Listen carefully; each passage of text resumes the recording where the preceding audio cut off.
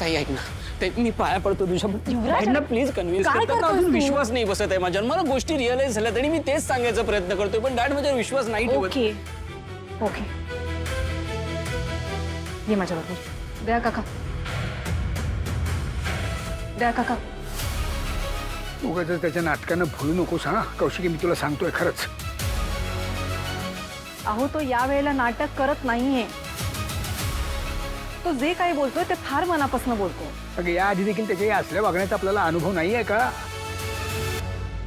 पण या वेळेला तो त्याच्या अनुभवातनं शिकलाय आणि ते मी बघितलंय. जेव्हापासून तुम्ही आजारी आहात ना तेव्हापासून त्याच्या चेहऱ्यावर पश्चात्ताप बघितलाय मी. तुमच्याबद्दलची काळजी बघितलीये त्याच्या चेहऱ्यावर. तुम्हाला माहिती नाहीये, जेव्हा तुम्हाला बरं नव्हतं तेव्हा युवराजने तुम्हाला वेळेत इंजेक्शन दिलंय, नाहीतर तुमच्या जीवाचं.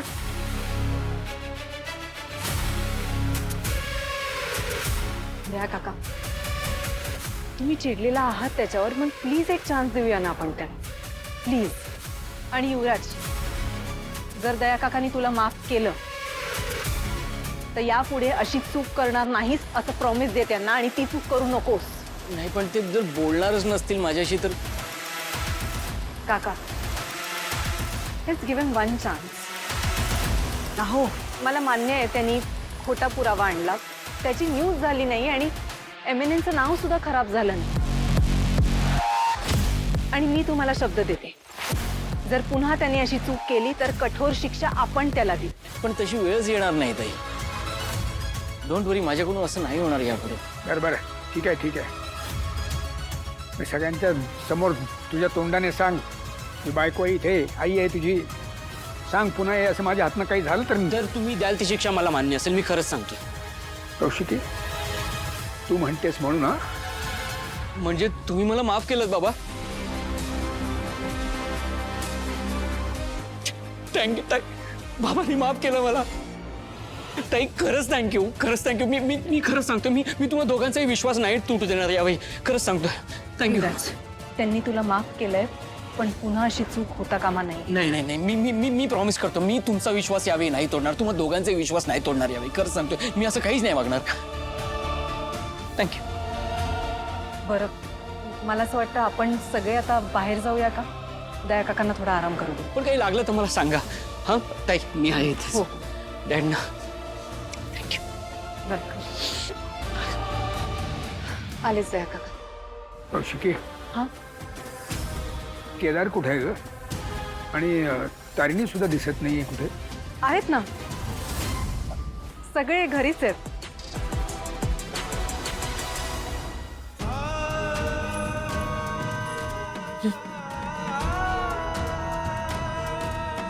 सावकाश. अरे तुम्ही दोघं अजून इथेच? तुम्हाला काय वाटलं दया पप्पा तुमची वाट बघत असतील? केदार कधी येणार, तारिणी कधी येणार असं विचारत असतील. असं काही होणार नाहीये. बाबा कसे आहेत? कुठे त्यांच्या तोंडाला लागते, बेजबाबदार माणसं आहेत ती. चल ये. बाबा बाबा कसे आहेत? अरे एकदम फर्स्ट क्लास. आज जाऊन बघशील ना तुला कळणार नाही दयानंद आहे का देवानंद आहे ते. अरे पण तू बघू नाही शकत ना. सॅड. काय झालं माहिती रे, त्यांना पॅनिक अटॅक आला ना, करत असं अक्कल आली त्यांची ठिकाणावर. मी खूप प्रिपेअर होऊन गेलेलो. मी म्हटलं आता जरा डोळ्यातून अश्रू वगैरे काढेन, सॉरी वगैरे बोलेन. मी काय बोललो? सॉरी. माणूस कन्व्हिन्स डायरेक्ट. काय बोलशील जा. ब्लॅकमेलर वहिनी. काय आता पुढे काय? आता कोणाच्या नावाने ब्लॅकमेल करणार? तो जो माझा मित्र होता, जो घरी आलेला, तो देवा घरी गेला. आता ओरडून ओरडून जरी कोणाला सांगितलंस ना तरी कोणीच विश्वास ठेवणार नाही. आता काय कर, मेन हत्यार आहे ना कौशिकी खांडेकर, तर ती पण आमच्याच बाजूने आहे ना. आता काय करणार? काय करणार आता?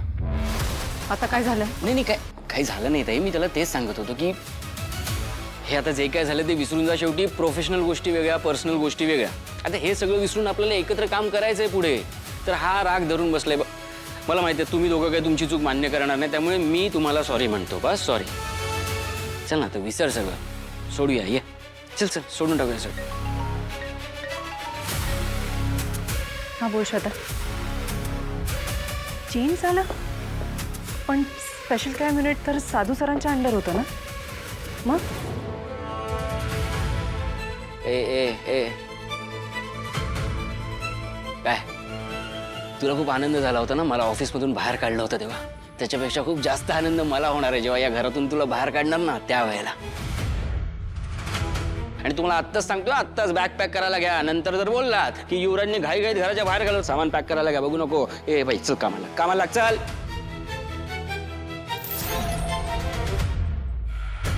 घ्या. बरं वाटतंय आता? बरं आहे आता. पण बरं वाटत असलं तरी काळजी घ्यायची आहे. हा, आराम करायचा आहे. आणि सगळ्यात महत्वाचं, कुठल्याही गोष्टीचं टेन्शन घ्यायचं नाही. माहितीये मला, तुम्हाला युवराजच्या वागण्याचं टेन्शन आलंय. पण तो म्हणालाय ना की तो चुका सुधारेल. शिवाय तुम्ही आणि कौशिकीने त्याला माफ केले म्हटल्यानंतर मला नाही वाटत की तो पुन्हा अशा चुका करेल. तसं झालं तर काय आनंदच आहे मला. पण त्याच्याकडनं या अशा पद्धतीची अपेक्षा बाळगणं कितपत योग्य आहे कळत नाही आहे मला. झालं? आता तो चुका सुधारायचं म्हणतोय, तुम्ही तिथेच अडकलात अजून. तुझं हे जे काही दिवा स्वप्न आहे ना ते पूर्ण होऊ दे. तसं झालं ना तर माझ्यासारखं नशीबवान बाप या जगात नसेल कोणी. मग असं समजा की तुम्ही आहातच नशीबवान. बरं हा केदार कुठे आहे ग? काय बघतीस काय? घरात आहे ना तो? अनाथ आश्रमात गेलाय. आत्ता? म्हणजे जाताना भेटून नाही गेला तुम्हाला? नाही, कालपासून भेटलेलंच नाही मला. तारिणी सुद्धा आलेली नाही. आता याला कसलं नशीब म्हणायचं? नाही, तुम्ही किती जीव लावता, पण तुमची तब्येत बरी नसतानाही तुम्हाला भेटायलाही आले नाहीत ते. एरवी बाबा बाबा सगळ्यात मागे पुढे फिरत असतात आणि आता घरात राहूनही तुम्हाला भेटायला वेळ नाही आहे त्यांना. म्हणजे बघा आता तुम्हीच काय ते समजा यातून. काहीतरी झालं असणार, नाहीतर असं वागणार नाहीत ते. केदार मला भेटल्याशिवाय जाणार नाही. काहीतरी खूप गडबडीचं काम निघालं असणार म्हणून. नाहीतर किमान मला भेटून तरी जातील ते. असं नाही होणार. बापाच्या नजरेतून बघताय ना म्हणून तुम्हाला असं वाटतं. खरं सांगू का, केदारला ना वेळ नाही आहे तुमच्यासाठी. नाही असं काही नाही ग. अरे काल इथंच होते दोघे माझ्या खोलीमध्ये. म्हणजे अहो काल त्यांनी काय पराक्रम केला कळलंच नाही का तुम्हाला? अहो नशीब युवराज आला वेळेवर म्हणून, नाही तर अनर्थ घडला असता. बेजबाबदार आहेत ते दोघे. कामासाठी रात्रभर घराबाहेर होते आणि तुम्हाला जे इंजेक्शन द्यायचं होतं ते द्यायलाच विसरले. नाही हे शक्य नाही, असं होऊ शकत नाही.